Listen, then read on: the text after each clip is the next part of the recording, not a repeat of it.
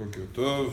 Donc avec Rabbi Yaakov, on a commencé hier les halachot qui concernent les Bessamim et quel bracha on fait sur chaque Bessamim.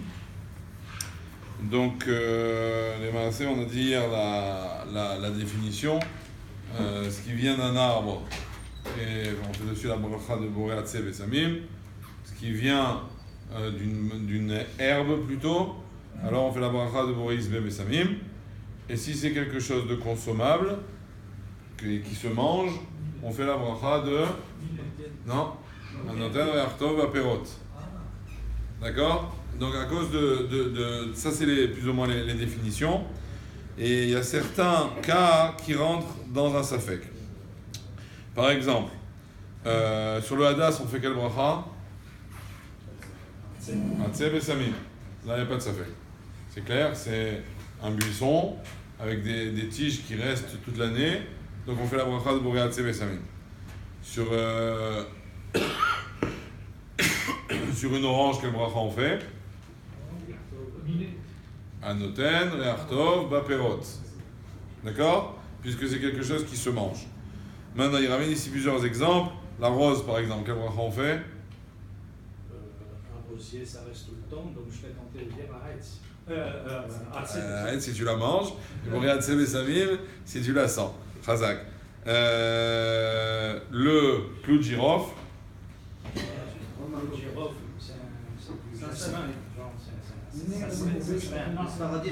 Normalement, c'est un arbre. La seule question dans le clou de girofle, c'est que c'est pas le fruit de l'arbre. Ou alors c'est le fruit de l'arbre. Enfin, je sais plus. C'est pas le produit de l'arbre. Si, c'est oui le produit de l'arbre, mais je crois que c'est la fleur. C'est pas le fruit. Et donc, du coup, il y a une marloquette. Il y en a qui disent qu'il faudrait faire Boré Hatzeh Bessamim. Il y en a d'autres qui disent qu'il faudrait faire un Anoten Re'artov Aperot, parce que c'est un fruit qui se mange. Les Maaseh, les poskim sfaradim, comme il dit Jonathan, ils ont dit de faire bracha de Hatzeh Bessamim. Chez les Ashkenazim, ils font miner Bichla. Comme il y a un safek quel bracha il faut faire, ils font miner. C'est pour ça que vous verrez souvent les Ashkenazim dans l'Avdallah. Ils vont faire miner Bessamim sur les clous de girofle ou sur autre chose d'ailleurs. En général, dans l'Avdallah Bichlal, ils font tout le temps miner. Pour les gens qui ne savent pas, ils savent quel bracha faire. Hein? Ils ont une takana comme ça, les Ashkenazim. Ils n'avaient pas beaucoup d'odeur. Voilà, de plan, donc pour pas la neige, ça sent pas beaucoup. Donc, ils vont prendre un vrai miné. Ok. Comme exemple de Isbe Bessamim, on a la menthe. Ici, il ramène Narkis.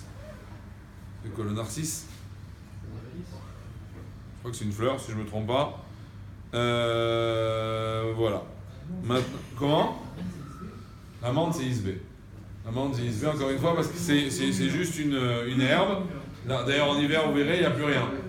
Et l'été, ça repousse. Maintenant, il faut savoir qu'il y a un doute dans les poskim, quelque chose qui est mangeable et Hatzeh, par exemple. Mangeable et Hatzeh. Ça veut dire que c'est pas un fruit, voilà, comme la rose par exemple. Comme la rose ou comme le clou de girofle. Les poskim sont très partagés là-dessus. Qu'est-ce qu'on fait comme bracha? Comment? On peut faire des Birkat Haïlan sur la rose. Il y en a qui font des Birkat Haïlan sur la rose. Il y a oui un fruit dans la rose. Ça veut dire un Anoten Re'artov Aperot, tu veux dire? Non, je pense que c'est oui un prix. Birkat Haïlan. Ah, Birkat Haïlanot, ah ben met. Il y en a qui font sur la rose. Parce qu'on est motzi de la rose, le fruit, l'autre rose.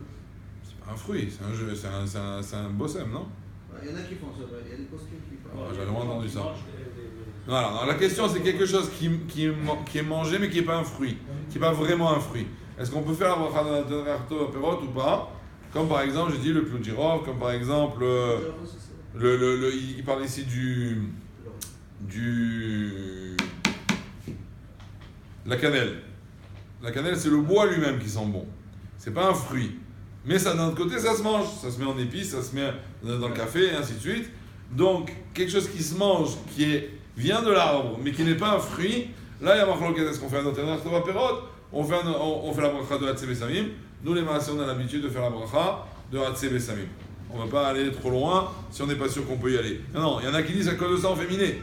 Mais nous, on n'a pas ce minag là. Une question qui n'a rien à voir, mais bon. Ah, rien à voir. Pour la Sur C'est deux bracha sur la canette. Vous le faire sur ISB ou sur Voilà, sur la cassette? Ah, C'est la même chose. Pas de différence. Les Ashkenazes. Isbe ou Hatzé, il n'y a pas de différence. Mais il vaut mieux pas faire miner quand c'est Hatzé ou quand c'est Isbe.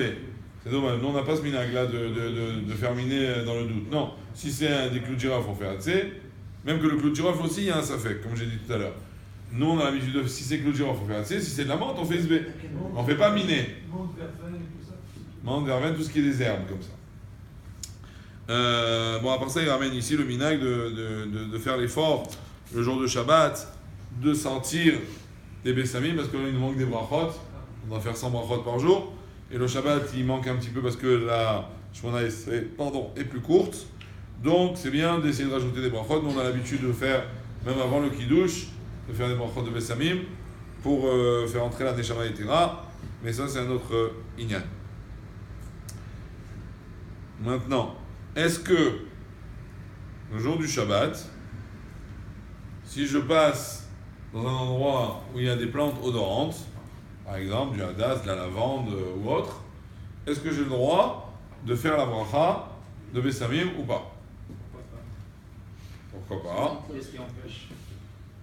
J'imagine que tu l'arraches. Dis-moi pourquoi on ne pourrait pas et je te répondrai à la fin. Ok. Alors, je vais te poser une autre question.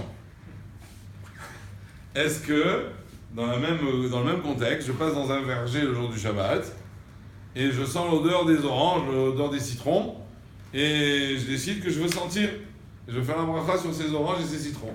Est-ce que là j'ai le droit? Si je On a introduire la notion, on a peur qu'ils se mettent à vouloir manger le chien. Hazak. Alors que pour la fleur, tu vas me dire, il n'y a pas la tentation. Hazak ou Baruch. Hazak ou Baruch. En vérité, c'est même un peu plus fin que ça. C'est-à-dire que quelque chose, elle dit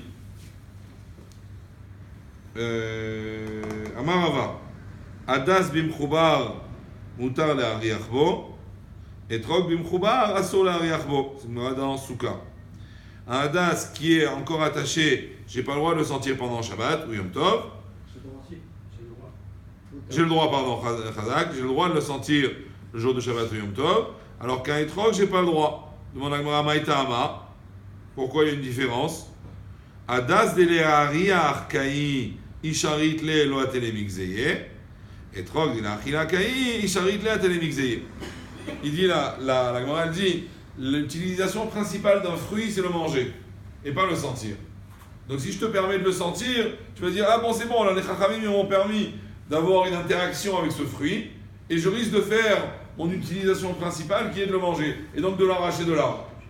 Alors que dans une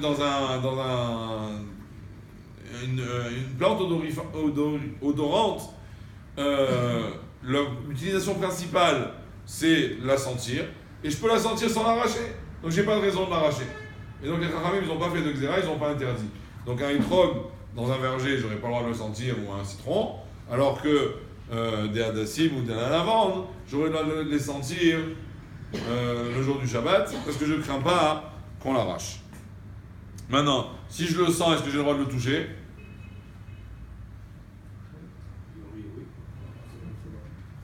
Alors il a fait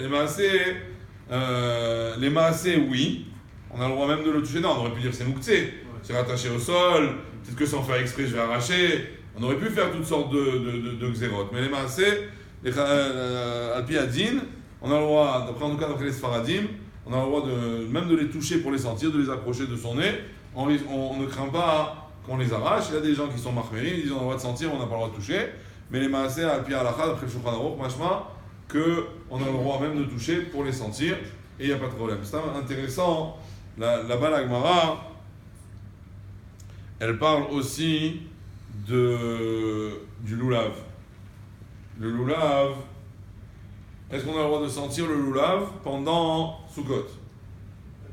Le loulav, il sent rien. Alors c'est pas bon, on recommence.